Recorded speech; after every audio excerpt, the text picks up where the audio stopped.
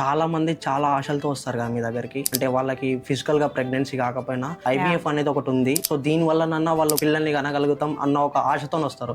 కాలంలో ఎట్లుండేది, పిల్లలు లేకపోతే చుట్టాల పిల్లల్ని పెంచుకోవడము అట్లా చేసేవారు.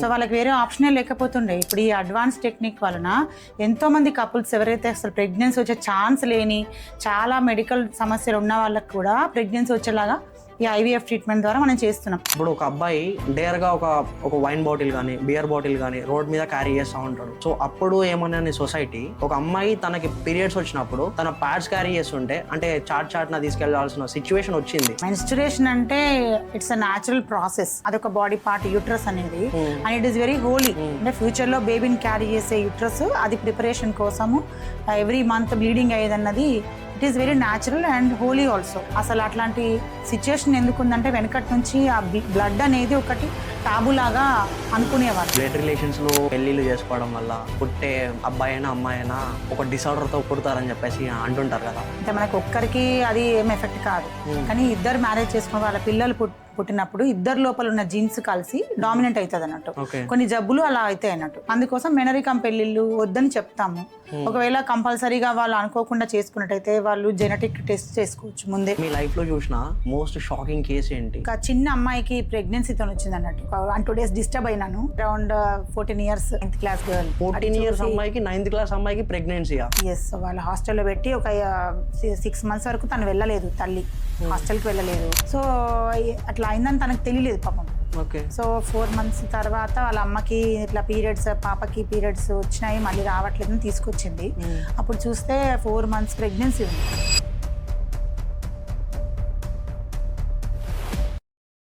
Hi ma'am. Hi, good morning. Good morning. Breakfast చేశారా మ్యామ్? యా మ్యామ్, ఐవీఎఫ్ అంటే ఏంటి? ఐవీఎఫ్లో ఎన్ని టైప్స్ ఉంటాయి? ఐవీఎఫ్ అంటే ఇన్ విట్రో ఫర్టిలైజేషన్. అంటే విట్రస్ అంటే గ్లాస్ అన్నట్టు. సో గ్లాస్ లో ఫర్టిలైజేషన్ చేస్తాం కాబట్టి అది ఇన్ విట్రో ఫర్టిలైజేషన్ నేమ్ వచ్చింది దానికి. సో ఎవరికైతే కపుల్స్ కి, మ్యారీడ్ కపుల్స్ కి ప్రెగ్నెన్సీ రావట్లేదు, అన్ని మెడికల్ మేనేజ్మెంట్ ఇంకా వేరే ట్రీట్మెంట్స్ అన్ని అయినాక, ఫెయిల్ అయినాక అప్పుడు ఐవీఎఫ్ సజెస్ట్ చేస్తాము. సో ఎవరైతే కపుల్స్ ఐవీఎఫ్కి వస్తారో వాళ్ళకి ఫస్ట్ తన అమ్మాయికి ఫస్ట్ స్టిమ్యులేట్ చేస్తాం. ఎగ్స్ చాలా ఫామ్ అయ్యేటట్టు ఒక 2 weeks స్టిమ్యులేట్ చేసి ఆ ఎగ్స్ వచ్చినాక చిన్న ప్రొసీజర్ ద్వారా అవి ఆ ఎగ్స్ రిట్రీవ్ చేస్తాం. రిట్రీవ్ చేసి స్పర్మ్స్తో ఇక్సీ ద్వారా యాడ్ చేసి దాన్ని ఫర్టిలైజ్ చేసి ఎంబ్రియో తయారు చేసి ఎంబ్రియో కల్చర్కి ఇంక్యుబేటర్లో పెడతాం అన్నట్టు. ఒక 3 to 5 days తర్వాత అది బేబీ ఫామ్ అవుతుంది. తర్వాత నెక్స్ట్ సైకిల్లో తనకి కొన్ని హార్మోన్స్ ఇంజెక్షన్స్ అవి ఇచ్చి ఎప్పుడైతే యూట్రస్ రెడీగా ఉంటుందో అప్పుడు ఎంబ్రియో ట్రాన్స్ఫర్ చేస్తాం అన్నట్టు. సో దాని తర్వాత మళ్ళీ ప్రెగ్నెన్సీ టెస్ట్ చేసుకొని చూస్తాము. దాన్ని మానిటర్ చేస్తూ ఉండాలి. కొన్నిసార్లు అది ఒక 30% సక్సెస్ బెటర్ ఉంటుంది ఐవీఎఫ్తోని.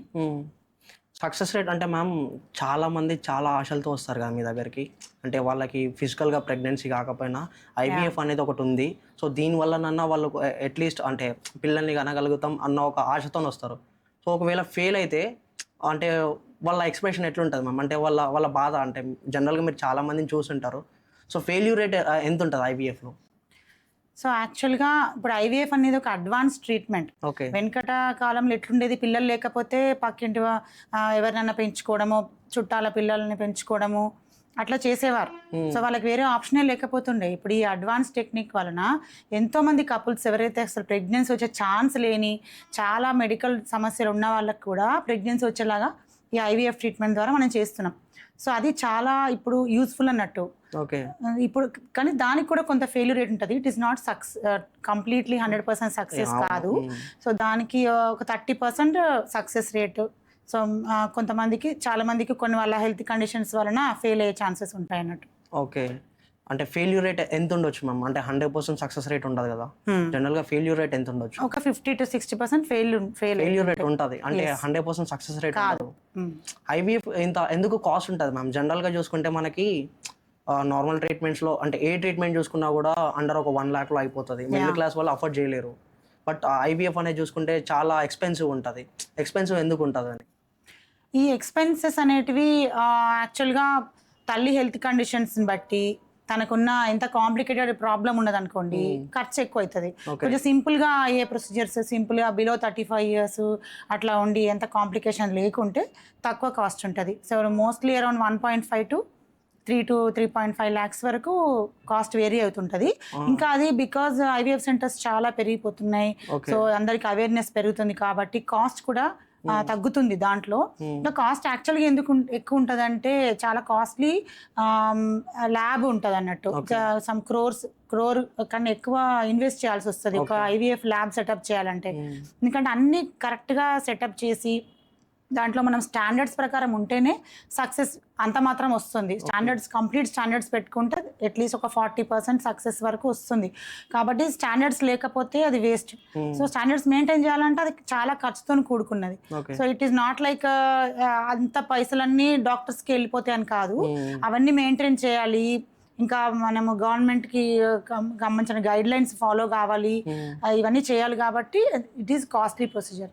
ఓకే, ఐవీఎఫ్లో రిస్క్ ఎంత ఉంటుంది మ్యామ్? అంటే నార్మల్గా వచ్చిన కపుల్ సైడ్ నుండి అయినా, అంటే ఫెయిల్యూర్ రేట్ అయితే ఈవెన్ హాస్పిటల్ సైడ్ నుండి అయినా ఒక డాక్టర్కి ఎంత రిస్క్ ఉంటుంది?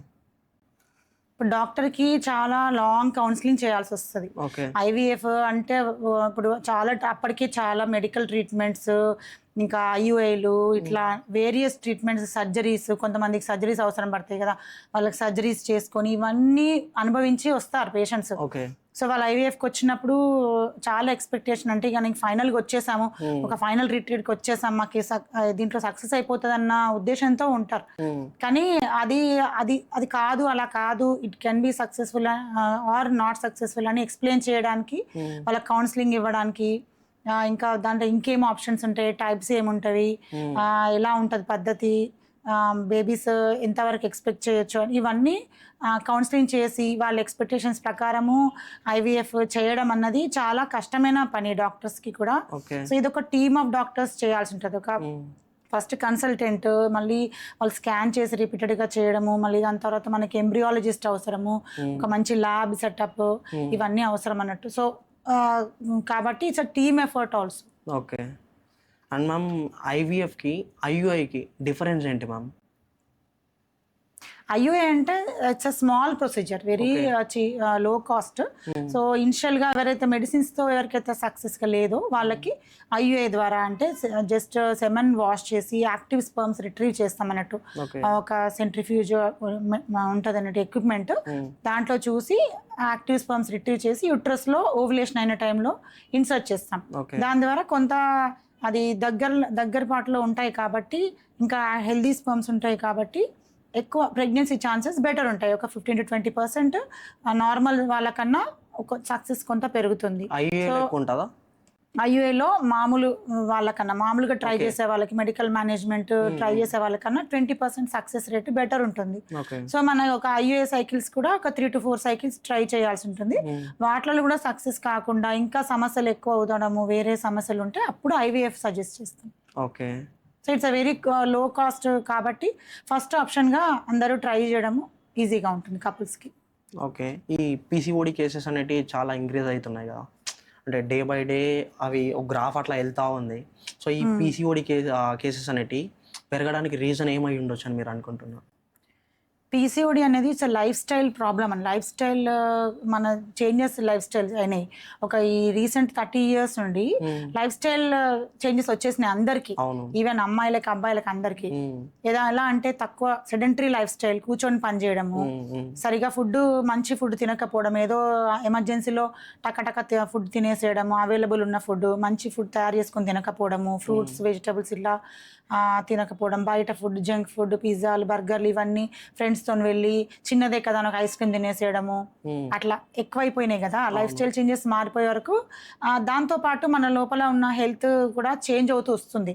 అంటే ఒక 20 years లోపల ఈ చేంజెస్ వచ్చాయి, ఇప్పుడు ఇంకా ఎక్కువైపోయినాయి.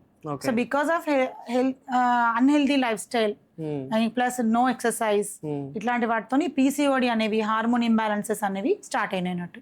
అంటే మనం బయట జంక్ ఫుడ్ తినడం వల్ల ప్రెగ్నెన్సీకి కానీ, అంటే ఉమెన్కి అయినా మెన్కి అయినా, సో అంటే ఎఫెక్ట్ అయ్యే ఛాన్స్ ఉంటుందా? ఎస్, జంక్ ఫుడ్ అనేది ఇప్పుడు వాటిలో ప్రాసెస్డ్ ఫుడ్ ఉంటుంది, హై క్యాలరీస్ ఉంటాయి, విటమిన్స్ అనేటివి ఏమి ఉండవు. సో ఈ హై ప్రాసెస్డ్ ఫుడ్లో దాంతో ఏంటంటే కొంచెం తక్కువ ఫుడ్లో ఎక్కువ క్యాలరీస్ వచ్చేస్తాయి మనకు తెలియకుండా. సో మన ఫ్యాట్ అనేది ఎక్కువ గెయిన్ అవుతుంది, అన్హెల్దీ ఫ్యాట్ వస్తుంది, అదంతా పొట్టలో గుండె చుట్టూ ఇవంతా వచ్చేస్తుంది అన్నట్టు. వచ్చేసినాక దాంతో డయాబెటీస్, బీపీ అనేటివి చాలా యంగర్ ఏజ్లోనే 25-30 ఏజ్లోనే కార్డియాక్ ఓవరాల్ హెల్త్ అనేది పాడవుతుంది. సో అలానే ఈవెన్ హార్మోన్స్ కూడా ఇంబ్యాలెన్స్ అయిపోతాయి. సో దాంతో ఈ ఓవరీస్లలో చేంజెస్ వస్తున్నాయి, అలానే అబ్బాయిలలో కూడా స్పర్మ్స్ కూడా డిఫెక్ట్స్ వస్తున్నాయి. ఓకే. అండ్ మ్యామ్ అంటే స్మోకింగ్ అండ్ ఆల్కహాల్ డ్రింకింగ్ వల్ల అబ్బాయిలలో స్పర్మ్ కౌంట్ తగ్గడానికి అదొక మెయిన్ రీజన్ అయి ఉండొచ్చా? అవును, లైఫ్ స్టైల్ చేంజెస్ అంటే ఇవి కూడా యాడ్ చేసుకోవాలి. స్మోకింగ్, ఆల్కహాల్, ఇంకా డ్రగ్స్ తీసుకోవడం, కొకేన్, మార్జువానా లాంటివి ఇలాంటివి తీసుకోవడం కూడా వాళ్ళకి చాలా ఎఫెక్ట్ అవుతుంది అన్నట్టు. స్పర్మ్ క్వాలిటీ, కౌంట్, వాటి మూమెంట్ అన్నీ ఎఫెక్ట్ అవుతాయి. సో మేము ఎప్పుడైతే ట్రీట్మెంట్ అనేది స్టార్ట్ చేస్తామో ఫస్ట్ అవన్నీ అడుగుతాం. స్మోకింగ్ ఉన్నదా, ఆల్కహాల్ ఉన్నదా, క్రానిక్ ఆల్కహాల్ ఉంటే బంద్ చేయండి అని చెప్తాం. వాళ్ళకి కౌంట్స్ సగానికి సగం పడిపోతాయి అన్నట్టు. సో అందుకోసం అవన్నీ స్టాప్ చేసినాక first healthy life style maintain చేసుకొని మంచి ప్రోటీన్, మంచి డయట్ తీసుకొని ప్లస్ మెడిసిన్స్ కూడా ఇస్తాం, మల్టీవిటమిన్స్ అలా ఇచ్చినాకనే మళ్ళీ ఒక 3 monthsకి రిపీట్ చేస్తే దాంట్లో డెఫినెట్గా చేంజెస్ అవుతాయి. 3 to 6 months టైం పడుతుంది. ఈవెన్ లైఫ్ స్టైల్ చేంజెస్ చేసుకున్నాక ఒక 6 months వరకు బాడీ హెల్త్ రీగెయిన్ కావడానికి టైం పడుతుంది. హెల్దీ బేబీస్ పుట్టాలంటే స్పెషల్లీ ఉమెన్ మదర్స్ ఎవరైతే ఉన్నారో, అంటే మదర్స్ ఉంటారు కదా జనరల్గా ప్రెగ్నెన్సీ వాళ్ళైనా, సో వాళ్ళు ఎట్లాంటి ప్రికాషన్స్ తీసుకోవాలి? హెల్దీ బేబీ అంటే ఫస్ట్ నుంచే ఈవెన్ బిఫోర్ ప్రెగ్నెన్సీ ప్లానింగ్ కన్నా ముందు నుంచి వాళ్ళకి హెల్దీ లైఫ్ స్టైల్ అనేది స్టార్ట్ చేసుకోవాలి.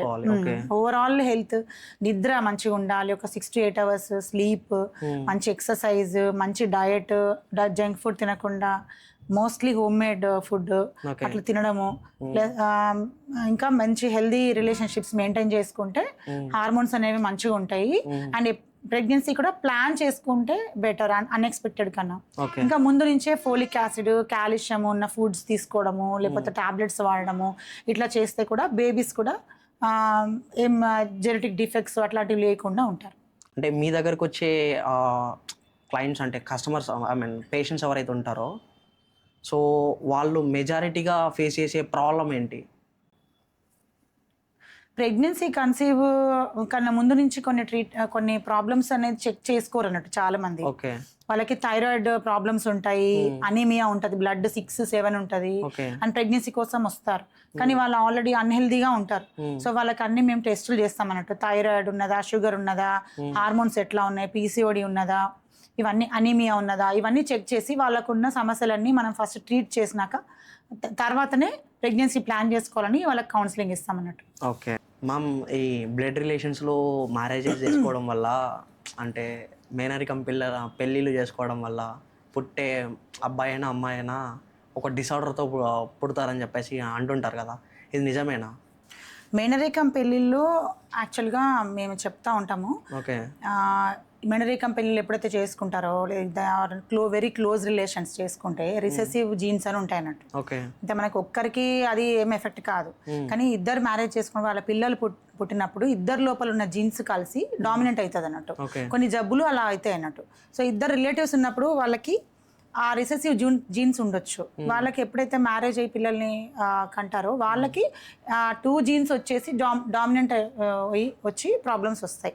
సో అలాంటి జబ్బులు ఏంటంటే థాలసీమియా, ఇంకా సిస్టిక్ ఫైబ్రోసిస్ అని ఉంటుంది, టేసాక్స్ డిసీజ్ అని కొన్ని జబ్బులు. సో అలాంటి జబ్బులు రాకుండా ఇంకా జెనెటిక్ ఇవన్నీ congenital defects, heart defects, kidney diseases ఇట్లాంటి అన్నివి కూడా రావచ్చు అన్నట్టు. అందుకోసం మేనరికం పెళ్ళిళ్ళు వద్దని చెప్తాము. ఒకవేళ కంపల్సరీగా వాళ్ళు అనుకోకుండా చేసుకున్నట్టయితే వాళ్ళు జెనెటిక్ టెస్ట్ చేసుకోవచ్చు ముందే. ఏమన్నా వీళ్ళకి ఏమైనా రిసెసివ్ జీన్స్ ఉన్నాయా, సమస్యలు ఉన్నాయా అని జెనెటిక్ కౌన్సిలింగ్కి వెళ్ళి ఇద్దరు భార్య భర్తలు టెస్ట్ చేసుకోవచ్చు. ఆల్రెడీ పెళ్లి చేసుకున్నాం ముందే టెస్ట్ చేసుకుంటే వాళ్ళకి ఆల్రెడీ ఏమైనా సమస్యలు ఉన్నాయి, ఇద్దరి లోపల ఏమైనా రిసెసివ్ జీన్స్ ఉన్నాయి, ఆ సమస్యలు వీళ్ళ పిల్లలకు ఏమైనా ప్రాబ్లమ్స్ వస్తాయా అని టెస్ట్ల ద్వారా మనకు తెలుస్తుంది. సో జెనెటిక్ కౌన్సిలింగ్కి వెళ్ళొచ్చు వాళ్ళు. ఒకవేళ ఆల్రెడీ మ్యారేజ్ అయిపోయింది తెలియకుండా, లేకపోతే లవ్ మ్యారేజ్ సంథింగ్ అలా ఉన్నదనుకోండి తప్పనిసరి పరిస్థితిలో, సో అలాంటి ఉన్నప్పుడు జెనెటిక్ టెస్ట్ చేసుకొని మాకు ఏమైనా సమస్యలు వస్తాయో చూసుకోవచ్చు, అదొక ఆప్షన్. ఇంకొక ఆప్షన్ రిపీటెడ్గా వాళ్ళకి అబార్షన్స్ అవుతాయి, ఆల్రెడీ మ్యారేజ్ అయి మేనరికం పెళ్ళిళ్ళు చేసుకున్న వాళ్ళకి, రిపీటెడ్గా అబార్షన్స్ అయ్యే వాళ్ళకి కొన్ని ఆప్షన్స్ ఉంటాయి. వాళ్ళు ఐవీఎఫ్కి వెళ్ళి ఆ ఐవీఎఫ్లో ఎంబ్రియోకి టెస్ట్ ఉంటుంది, పీజీటీ అని ఉంటుంది. సో ఆ టెస్ట్ చేసి జెనెటిక్ డిఫెక్ట్స్ ఉన్నాయా, ఇలాంటి జబ్బులు ఉన్నాయా అని చెక్ చేసుకొని పిల్లల్ని కనొచ్చు. ఆ ఆప్షన్ ఉంటుంది. అంటే ఒకవేళ మెనరికం పెళ్ళిళ్ళు ఆల్రెడీ చేసుకొని ఇలాంటి ఇబ్బందులు అవుతున్న వాళ్ళకి ఈ ఆప్షన్ ఉంది. అంటే ఇది నిజమేనా మ్యామ్? అంటే వాళ్ళు ఫిజికల్గా డిజబిలిటీగా పుట్టడం అట్లాంటి? ఎస్, చాలా రకాల జబ్బులు వస్తాయి, వచ్చే ఛాన్సెస్. అంటే అదొక మిత్ అని అనుకుంటారు కదా జనరల్ గా, కానీ సైంటిఫికల్గా ప్రూవ్ అయినా? సైంటిఫికలీ ప్రూవెన్, ఎవిడెన్స్ బేస్డ్ అన్నట్టు. Okay, it is true that భార్యాభర్తలు ఇద్దరు మేనరికం సొంత రిలేషన్ దగ్గరలో చేసుకున్నట్టయితే ఫస్ట్ డిగ్రీ ఉంటుంది, సెకండ్ డిగ్రీ ఉంటుంది, థర్డ్ డిగ్రీ కన్సాంగ్నెస్ ఉంటుంది. సో ఇట్లా రిలేషన్స్లో చేసుకుంటే వచ్చే ఛాన్సెస్ అయితే 30 to 40% జెనెటిక్ ప్రాబ్లమ్స్ వచ్చే ఛాన్సెస్ ఉంటాయి. మ్యామ్ నాకు ఎప్పుడూ ఒకటి అనిపిస్తూ ఉంటుంది, even I have one mother and sister. ఎట్లా అంటే ఇప్పుడు ఒక అబ్బాయి డేర్గా ఒక వైన్ బాటిల్ కానీ బియర్ బాటిల్ కానీ రోడ్ మీద క్యారీ చేస్తూ ఉంటాడు.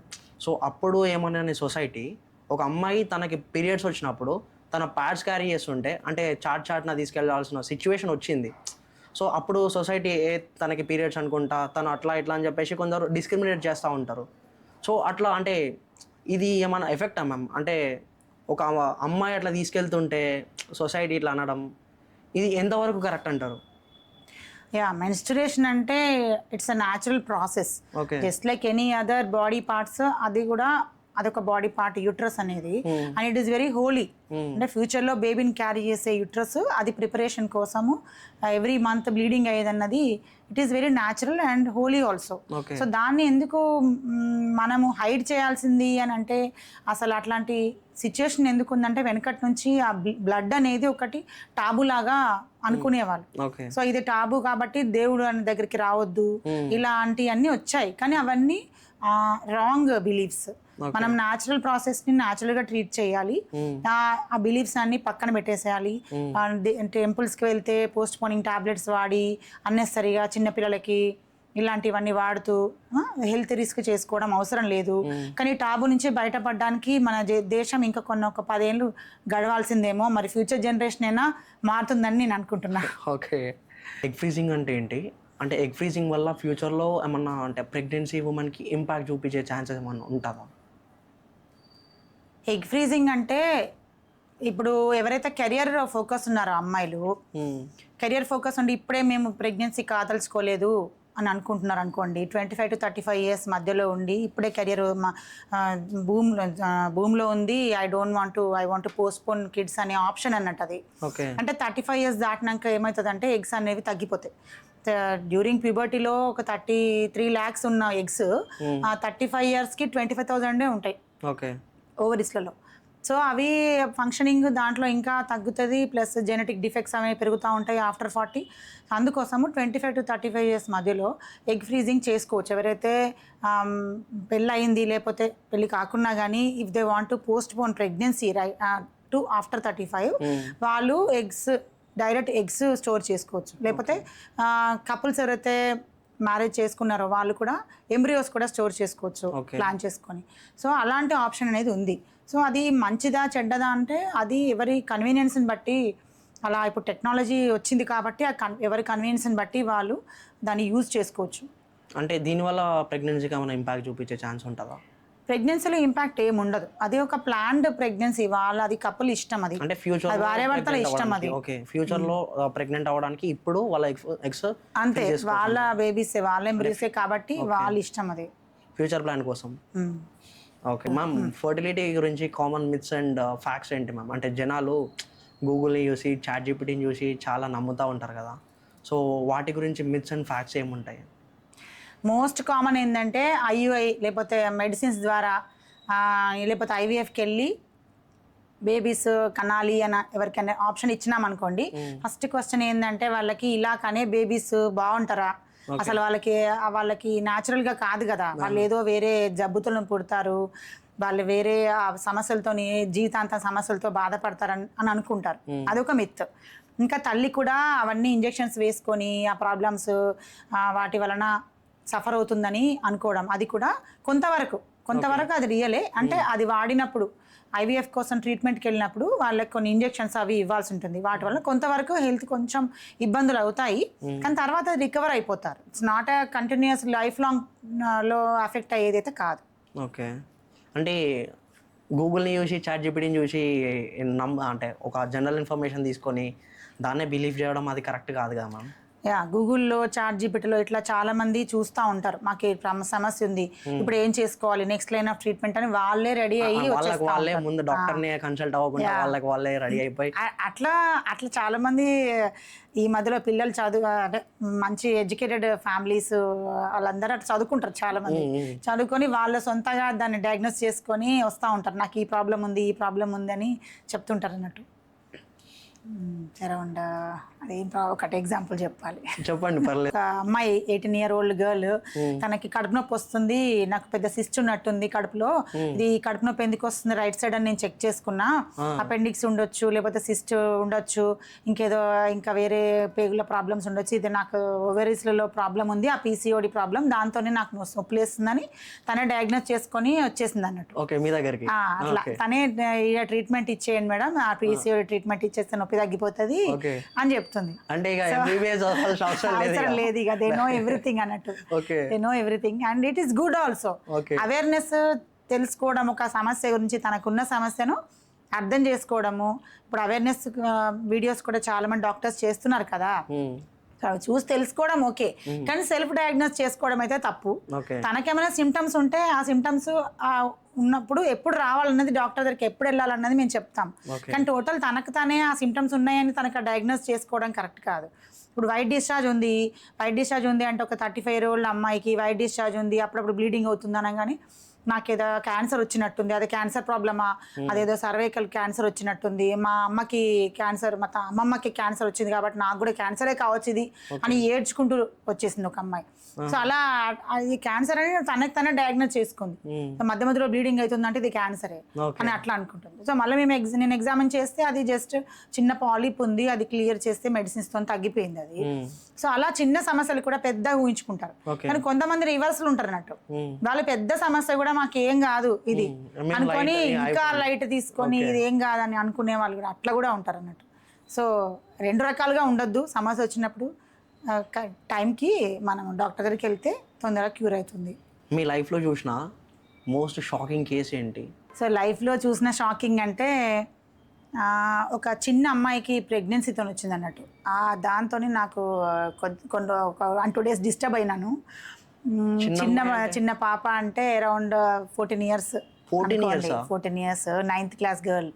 సో వాళ్ళ అమ్మ హాస్టల్లో పెట్టింది తనని, their lower middle class. So వాళ్ళ హాస్టల్లో పెట్టి ఒక 6 months వరకు తను వెళ్ళలేదు, తల్లి హాస్టల్కి వెళ్ళలేదు. సో హాస్టల్లో సంబడి తనను ఏమో చేశారు అన్న, వార్డెన్ వాళ్ళ సంబడి. సో అట్లా అయిందని తనకు తెలియలేదు పాపం. సో 4 months తర్వాత వాళ్ళ అమ్మకి ఇట్లా పాపకి పీరియడ్స్ వచ్చినాయి, మళ్ళీ రావట్లేదని తీసుకొచ్చింది. అప్పుడు చూస్తే 4 months ప్రెగ్నెన్సీ ఉంది. 14 years అమ్మాయికి, 9th class అమ్మాయికి ప్రెగ్నెన్సీయా? ఎస్. అయితే నాకు చాలా షాకింగ్ అయింది. ఏమైందమ్మా అంటే పాప చెప్పలేకపోతుంది, తను చాలా ట్రామాటిక్గా ఉంది పాప. సో మెల్లగా అడిగితే చెప్పింది, ఇది అందరికీ చాలామంది పిల్లలకు అయింది ఇట్లా, మా హాస్టల్లో ఇట్లా problem, some particular person is harassing అని చెప్పింది అన్నట్టు. చెప్తే నేను వెంటనే అది వాళ్ళకి గవర్నమెంట్ హాస్పిటల్కి రిఫర్ చేశాను, పోలీస్ కూడా ఇంటిమేషన్ చేశాను, ఇలా చిన్న పాపకి ఇట్లా చేశారని. సో వాళ్ళు అది ఫర్దర్గా వాళ్ళు చూసుకున్నారు ఆ ఇష్యూని, కానీ నాకు మాత్రం చాలా బాధేసింది. సో నేను పిల్లలకి అవేర్నెస్ అంటే మన అవేర్నెస్ క్రియేట్ చెయ్యాలి, సెక్స్ ఎడ్యుకేషన్ అది చెప్పాలి, ఏం జరిగితే ప్రెగ్నెన్సీ వస్తుంది, ఎలా జాగ్రత్తలు తీసుకోవాలి, మరి అపరిచితులకు దూరంగా ఉండాలి, ఇంకా కొంచెం కేర్ఫుల్గా ఉండాలి ఇట్లాంటి వాళ్ళు ఎదురైనప్పుడు, లేకపోతే అలా చెప్పుదామని నేను అనుకుంటున్నాను. చాలామందికి చెప్తాను ఇప్పటికి కూడా పిల్లలకి. సో అది తెలుసుకోవాలి, మదర్స్ కూడా కొద్దిగా జాగ్రత్తగా చూసుకోవాల్సి ఉంటుంది చిన్నపిల్లల్ని. 14 years అమ్మాయికి ప్రెగ్నెన్సీ అనేది అది చాలా ఇంపాక్ట్ చూపిస్తుంది కదా మ్యామ్. ఎస్. మెంటల్గా తను కూడా సఫర్ అవుతుంది లైఫ్ లాంగ్. అదొక ట్రామాటిక్గా ఉంటుంది అన్నట్టు. ఫ్యూచర్ రిలేషన్షిప్లో తన హస్బెండ్తో రిలేషన్షిప్లో కూడా అది ఎఫెక్ట్ అవుతుంది. సో అలాంటివి జరగకుండా పేరెంట్స్ జాగ్రత్త పడాలి. If you want to give some అంటే యంగ్ డాక్టర్స్కి, అంటే ఇప్పుడు ఎంబీబీఎస్ కంప్లీట్ అయ్యే డాక్టర్స్ ఉంటారు కదా, సో వాళ్ళకి if you want to give some advice, ఏం అడ్వైస్ ఇస్తారు ఈ డాక్టర్ ఫీల్డ్లో? ఇప్పుడు డాక్టర్స్ ఫీల్డ్లో చాలా మెడికల్ కాలేజెస్ వచ్చాయి, చాలా మంది డాక్టర్స్ బయటకు వస్తున్నారు. సో వాళ్ళందరికీ అడ్వైజ్ అంటే they have to improve their skills, surgical skills కానీ, సర్జరీ ఇంట్రెస్ట్ ఉంటే సర్జికల్ స్కిల్స్, మెడిసిన్ సైడ్ వెళ్తే మెడికల్ ఎక్కువ మంది పేషెంట్స్ చూడడం అలవాటు చేసుకోవాలి. ఇంకా అట్లయితేనే మన స్కిల్స్, మన నాలెడ్జ్ అనేది డెవలప్ అవుతుంది. ఎంత పేషెంట్స్ని చూస్తే అంత నాలెడ్జ్ డెవలప్ అవుతుంది. సో దాని మీద చాలా ఫోకస్ చేయాలి. స్టడీస్ ఒకటే కాకుండా పేషెంట్స్ చూడడం కూడా ఇంపార్టెంట్ అన్నట్టు. ఓకే. ఇంకా ఫ్యూచర్లో అడ్వాన్స్డ్ టెక్నిక్స్ గురించి నేర్చుకోవడము, ఒక పర్టికులర్ ఫీల్డ్ చూస్ చేసుకుంటే అదే ఫీల్డ్లో ముందుకెళ్ళడానికి, అదే ఫీల్డ్లో అక్యుమెన్ మన ఎక్స్పర్టీస్ ఇంప్రూవ్ చేసుకోవడానికి ట్రై చేస్తూ ఉండాలి. సో ఆ life long it's doctor profession is a life long thing ఎప్పటికీ. ఎందుకంటే medical advancements are so fast, మేము దాన్ని అందుకోలేము. సో మనం ఒక ఫీల్డ్ చూస్ చేసుకొని దాంట్లోనే మనం ఫోకస్ చేసుకోవాలి. అన్నీ చేద్దాం అనుకుంటే కుదరదు. So that's how you should think about your post graduation. Okay ma'am, అంటే అబ్బాయిల సపోర్ట్ లేకుండా, అంటే అంటే I'm not talking about men హో, అంటే ఎవరైతే మ్యారేజ్ అవ్వలేదో వాళ్ళ గురించి కాదు. అంటే ఒక ఉమెన్కి మ్యారేజ్ అయిన తర్వాత తనకి తన హస్బెండ్ సపోర్ట్ ఉంటేనే డాక్టర్ ఫీల్డ్లో సస్టైన్ అవ్వగలుగుతారు అని చెప్పేసి అంటుంటారు కదా. జనరల్గా అది కూడా నిజమే కదా. సో రిలేషన్లో హస్బెండ్ సపోర్ట్ ఎంత ఉండాలి ఈ డాక్టర్ ఫీల్డ్లో ఉన్న ఒక ఉమెన్కి? హస్బెండ్ అండ్ వైఫ్ ఇద్దరు కలిసి చేసుకోవాలండి. డాక్టర్ ప్రొఫెషన్ అంటే it's not easy. So either one of the person should be కొంత రిలాక్స్ జాబ్ చేయాల్సి ఉంటుంది. ఇప్పుడు ఎవరైతే అమ్మాయిలు, ఇప్పుడు సపోజ్ గైనకాలజీ తీసుకుంది అనుకోండి, it's a very very day and night profession లాగా ఉంటుంది అది. సో అప్పుడు హస్బెండ్ సపోర్ట్ చాలా అవసరం.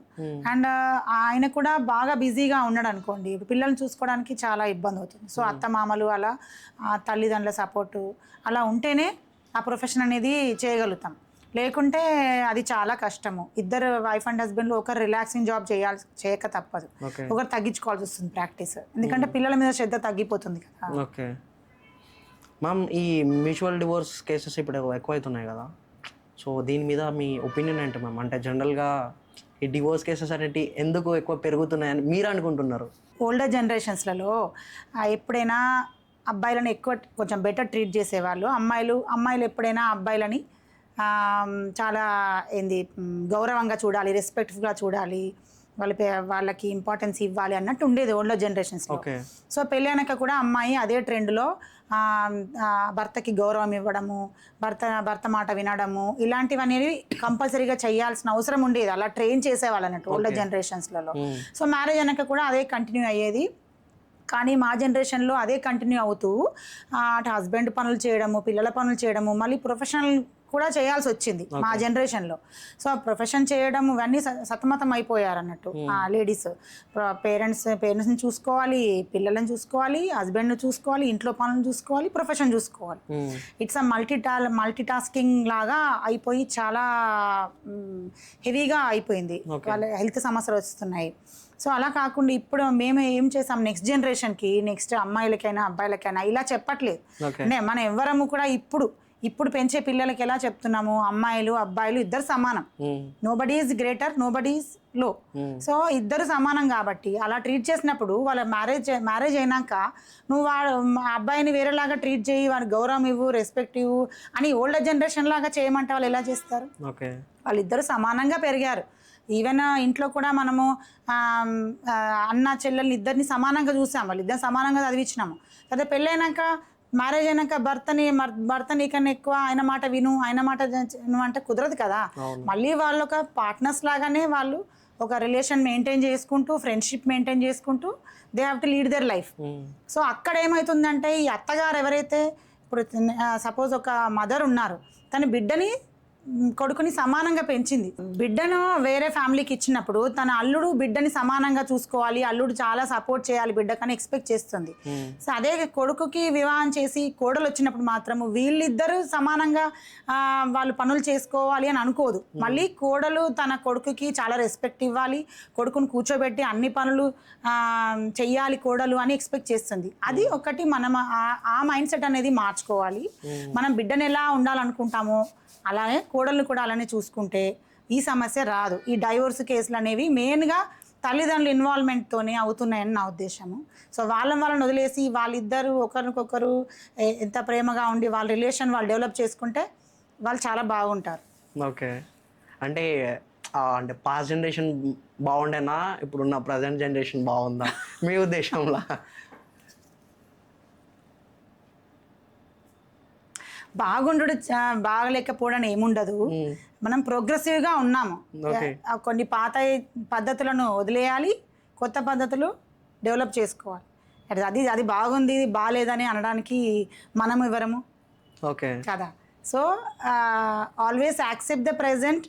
ఇప్పుడు కొత్త పిల్లలు ఎట్లున్నారు వాళ్ళని బట్టి మనం ఉండాలి, కానీ పాత పద్ధతులు ఇప్పుడు వీళ్ళు పాటించాలి వీళ్ళు చెయ్యాలి అంటే అట్లా కుదరదు కదా. బట్ మ్యామ్, అంటే నాకు తెలిసినంత వరకు some incidents that I have seen in my family also, people ఎట్లా అంటే మ్యామ్, ఇప్పుడు they are working in IT and non IT అట్లాంటి దాంట్లో వర్క్ చేస్తుంటారు కదా ఎంఎన్సీస్లో. సో అబ్బాయికి నైట్ షిఫ్ట్, అమ్మాయికి డే షిఫ్ట్, ఈ డే షిఫ్ట్ నైట్ షిఫ్ట్ అంటే వీళ్ళు ఇంకా ఎక్కడ కలిసి ఉంటారు మ్యామ్? కలిసి ఉండక వాళ్ళ వర్క్ ప్రొఫెషన్లోనే వాళ్ళు బిజీ అయిపోయి ఏదో ఒక సర్టన్ టైం అంటే వీకెండ్స్, మ్యాక్సిమం ఎంఎన్సీలో వర్క్ చేసే ప్రతి ఒక్కరికి వీకెండ్సే ఒక పెద్ద పండగ.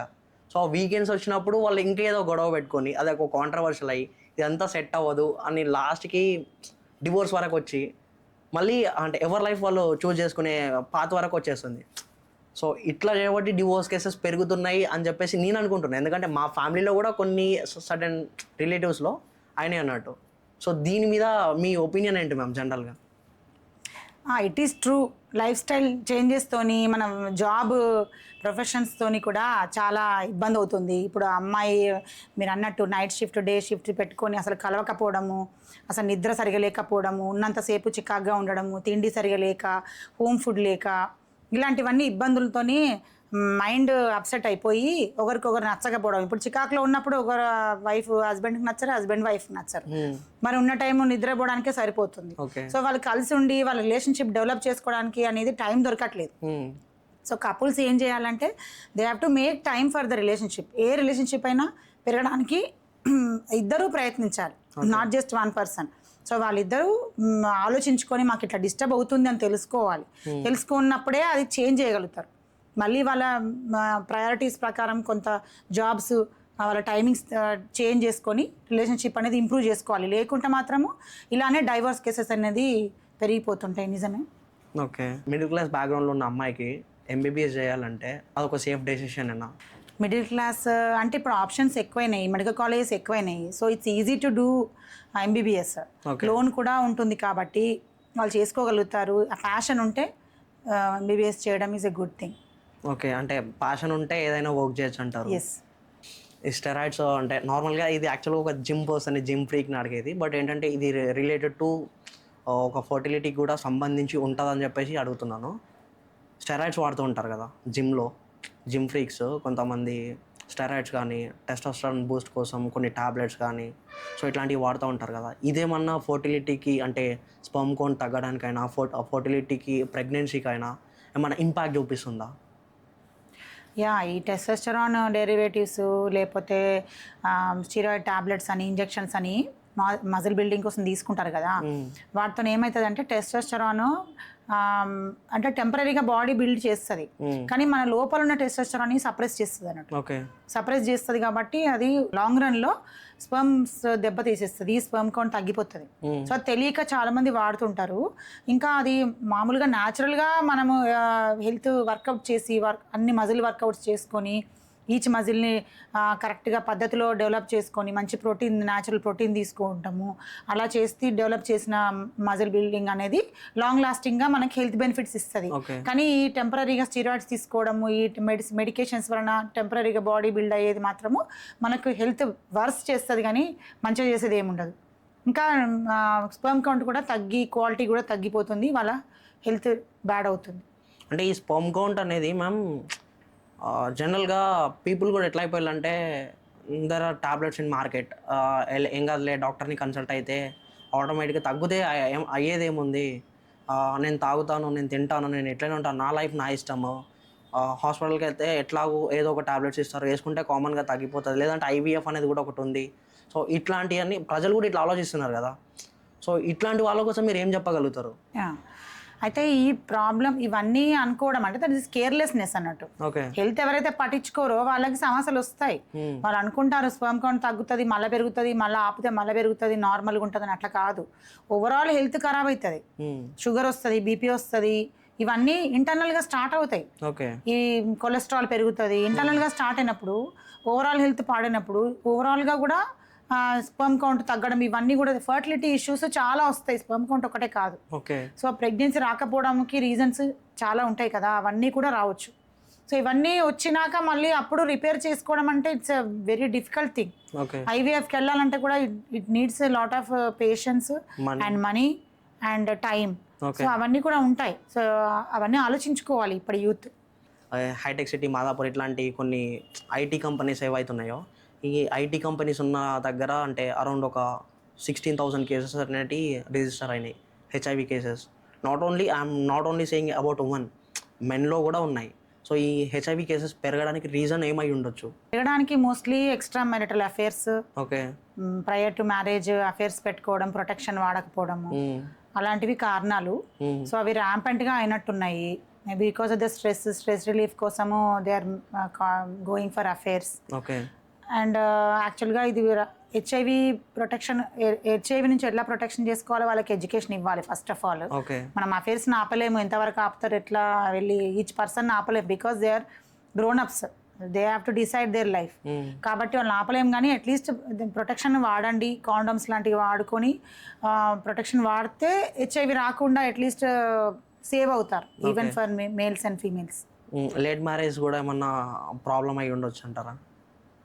లేట్ మ్యారేజెస్ కూడా అంటే కెరియర్ కోసము ఆ మ్యారేజ్ లేట్ చేసినప్పుడు మరి వాళ్ళకి ఒక ఫ్రెండ్షిప్, ఒక అఫేర్ నీడ్ అనేది వస్తుంది కదా ఇన్ 20s 30s.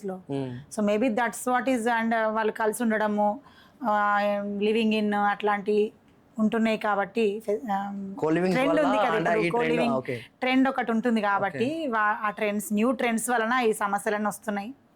ఈ వయాగ్రా టాబ్లెట్ వాడడం వల్ల అంటే మంచి కంటే చెడువే ఎక్కువ ఉంటుంది, అంటే సైడ్ ఎఫెక్ట్సే చాలా ఉంటాయి. సో అంటే నేనేదో ఫిజికల్గా చూపించుకోవాలి అన్న ఒక థాట్లో ఉంటారు తప్ప, అంటే మెడికల్ షాప్కి వెళ్తే ఒక 5 రూపీస్ పెడితే ఒక టాబ్లెట్ వస్తుంది, సో ఆ టాబ్లెట్ వేసుకున్నానంటే నా పర్ఫార్మెన్స్ చూడండి అన్న చూపిస్తారు. బట్ లిటరల్లీ ఇన్సైడ్ వాళ్ళనే ఆ టాబ్లెట్ ఎంత కిల్ చేస్తుంది అనేది మనకు తెలుసు. సో చాలామందికి ఈ మ్యాటర్ తెలీదు, అంటే ఏమవుతుంది ఆ టాబ్లెట్ వాడడం వల్ల అని. సో అంటే మీకు మీ కెరియర్లో మీ ఎక్స్పీరియన్స్ బట్టి, మీరు చూసిన కేసెస్ కానీ, సో ఇట్లాంటివి బట్టి ఈ వయాగ్రా టాబ్లెట్ వాడడం వల్ల ఎంత ఎఫెక్ట్ చూపిస్తుంది? ఆ వయాగ్రా అనేది వాడుతుంటారు, అంటే ఈవెన్ డాక్టర్స్ కూడా ప్రిస్క్రైబ్ చేస్తారు కొన్ని సమస్యలకి. కానీ వాళ్ళకి అన్ని టెస్టులు చేసుకొని ఇస్తామన్నట్టు డాక్టర్స్ ఇవ్వడానికి ముందు. కానీ రొటీన్గా అంటే షాప్లలో అట్లా దొరుకుతాయని నాకు ఐడియా లేదు, కానీ ఓవర్ ద కౌంటర్ తీసుకునే మెడిసిన్ కాదు అది. అంటే ప్రీవియస్గా ఏమన్నా వాళ్ళకి హార్ట్ స్ట్రోక్, లేకపోతే బీపీ ఎక్కువ ఉండడం, అన్కంట్రోల్ బీపీ ఉన్న వాళ్ళకి, ఇంకా వేరే సమస్యలు స్ట్రోక్ సమస్యలు వచ్చిన వాళ్ళకి, ఇలాంటి వాళ్ళు వాడకూడదు అది. అది తెలియక వాళ్ళకి అండర్లయింగ్ సమస్యలు తెలియకపోవచ్చు, తెలియకుండా ఇలాంటి మెడిసిన్స్ ఓవర్ ద కౌంటర్ ఊరికే తీసుకొని వాడితే దాంట్లో చాలా సైడ్ ఎఫెక్ట్స్ ఉంటాయి. సో సడన్గా వాళ్ళకి విజన్ లాస్ కావచ్చు, హియరింగ్ లాస్ కావచ్చు, స్ట్రోక్ రావచ్చు, బీపీ పెరగవచ్చు, ఇలా చాలా చాలా సైడ్ ఎఫెక్ట్స్ ఉంటాయి. ఇట్స్ కొన్నిసార్లు లైఫే పోవచ్చు అన్నట్టు. సో అంత రిస్క్ తీసుకొని ఈ ప్రాబ్లము ఎరెక్టైల్ డిస్ఫంక్షన్ అనే సమస్య కోసం సెల్ఫ్గా అదే పెర్ఫార్మెన్స్ అని ప్రాబ్లమ్ బాగుండాలని అట్లా అంతా తీసుకోవడం కరెక్ట్ కాదు. అలాంటి సమస్యలకు హెల్త్ సమస్యలు ఉన్నట్టయితే డాక్టరే రాస్తారు అవి. డాక్టర్ చెప్పిన డోస్ ప్రకారం ఎన్ని డేస్ వాడాలన్నది దాని ప్రకారము వాడుకుంటే హెల్త్ రిస్క్ ఉండదు. అది కూడా ప్రయర్ టెస్టులు చేసి ఇస్తారు కాబట్టి సమస్య ఉండదు. ఏం తెలియకుండా మన హెల్త్ ఎలా ఉందో చెక్ చేసుకోకుండా డైరెక్ట్గా వాడితే చిన్న ఏజ్ వాళ్ళకి కూడా సమస్య వచ్చి సడన్గా ప్రాబ్లం అయ్యే ఛాన్స్ ఉంది. ఇంకా వాళ్ళు ఏదైనా వేరే మెడిసిన్స్ వాడుతున్నారు అనుకోండి, బీపీ టాబ్లెట్స్ లేకపోతే కొన్ని రకాల మెడికేషన్స్కి ఈ టాబ్లెట్కి పడదన్నట్టు ఇంటరాక్షన్స్ ఉంటాయి. యాంటీ ఫంగల్స్, యాంటీబయోటిక్స్ అలాంటివి వాడినప్పుడు ఈ టాబ్లెట్ వేసుకున్నట్టయితే దీనికి ఇంటరాక్షన్ అయ్యి కూడా సమస్యలు అవుతాయి. సో ఏమీ తెలియకుండా నాలెడ్జ్ లేకుండా ఈ టాబ్లెట్ అస్సలే వాడొద్దు. It is very dangerous. And ma'am one final question ma'am, ఏంటంటే రీసెంట్గా ఒక ఇన్సిడెంట్ అయింది కదా శివాజీ గారు అండ్ అనసూయ గారు. ఏంటది కాంట్రవర్సీలో లాగుతున్నాను? లేదు మ్యామ్, లేదు అట్లానేం లేదు. అంటే బట్టల గురించి, అంటే వేసుకునే బట్టలైనా మాట్లాడటం దాని గురించి ఒక కాంట్రవర్షియల్ అయింది కదా. So me view and me support, like support అని కాదు, దీని మీద మీ ఒపీనియన్ ఏంటి? శివాజీ గారు అలా అనడం అన్నది నేను ఎక్స్పెక్ట్ చేయలేదు. I respect him a lot. ఆయన మూవీస్ బాగుంటాయి, ఈజ్ ఎ గుడ్ యాక్టర్. కానీ అలా అనడం అనేది నాకు కూడా నచ్చలేదు యాక్చువల్గా, అలా మాటలు అనడము. ఒక మోడల్స్, హీరోయిన్స్ అన్న వాళ్ళు అలా డ్రెస్ చేసుకోవడం అనేది వాళ్ళ ప్రొఫెషన్లో ఒక పార్ట్ అది. సో అలా అట్లా వేసుకున్నారు అంటే వాళ్ళ క్యారెక్టర్ని తీసి పడేయడం కరెక్ట్ కాదు కదా. సో బయటకు వెళ్ళినప్పుడు తప్పు బట్టలు వేసుకుంటే అందరూ మీద పడతారని ఇలా అనుకోవడం కూడా కరెక్ట్ కాదు. అది మన కంట్రోల్. ఎవరైతే వెళ్తున్నారో వాళ్ళు ఇచ్చే ఉమెన్కి ఇచ్చే రెస్పెక్ట్ని బట్టి ఉంటుంది. సో మన చూసే కళ్ళలో ఉంటుంది ఆ రెస్పెక్ట్ అనేది. అంతేకాని మన మైండ్ సెట్ మార్చుకోవాలి. అంతేకాని వాళ్ళ ప్రొఫెషన్లో ఉన్న వాళ్ళని, హీరోయిన్స్ని అలా అనడం కరెక్ట్ కాదు. వాళ్ళు ఒక ప్రొఫెషన్ పరంగా అలా చేస్తున్నారు కదా, మనం అవన్నీ చూస్తున్నాము, ఎంజాయ్ చేస్తున్నాము. మళ్ళీ వాళ్ళని డిగ్రేడ్ చేయడం అది కరెక్ట్ కాదు. సరే, కొంతవరకు ఎక్స్పోజర్ అనేది ఎక్స్పోజింగ్ సాంగ్స్ చేయడం, ఎక్స్పోజింగ్గా చిత్రాలు చేయడము, ఐటమ్ సాంగ్స్ అలా చేయడం అనేది నేను ఫేవర్ కాదు. ఎందుకంటే పిల్లలు చూస్తారు, ఇట్ ఈస్ ఆల్ ప్రొవోకింగ్గా ఉంటాయి. They should be banned. అది ఎవరు చూసుకోవాలి? సెన్సార్ వాళ్ళు చూసుకోవాలి. ఎవరైతే మూవీస్ చేస్తున్నారో డైరెక్టర్స్ చూసుకోవాలి. అలాంటివన్నీ బయటకు రాకుండా, అంటే ఎలాంటివి చూపెట్టాలి జనాలకి అన్నది ఎవరు డిసైడ్ చేస్తారు? సెన్సార్షిప్ చేసేవాళ్ళు, డైరెక్టర్స్, వీళ్ళు డిసైడ్ చేస్తారు.